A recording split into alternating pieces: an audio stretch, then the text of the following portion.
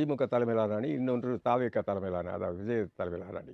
அதிமுக களத்துல இருக்கு. ஐயாவுக்கு மறதி வந்துருச்சா? இல்ல எனக்கு மறதி வந்ததா, நினைவு வந்தது. அதெல்லாம் பிரச்சனை. நீங்க கேட்டது எப்படி உருவாகும்னு இப்படித்தான் சோ இது உருவாகும். ஒரு 2 கார்னர் கான்டெஸ்ட்டா ஆமா. பார்க்குறீங்க.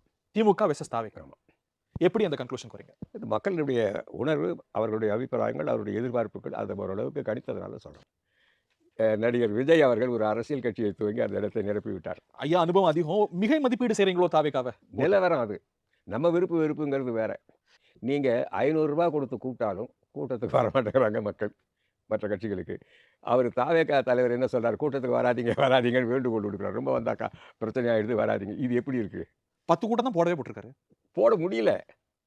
நான் புரட்சி எம்ஜிஆரால போட முடியலையா? புரட்சி அவரை விட பெரிய ஆளுமையா? புரட்சி தலைவர் எம்ஜிஆர்கிட்ட சொல்லுவேன். அவர் நின்றால் மாநாடு, நடந்தால் ஊர்வலம்னு சொல்லுவேன். அப்ப அந்த காலத்துல.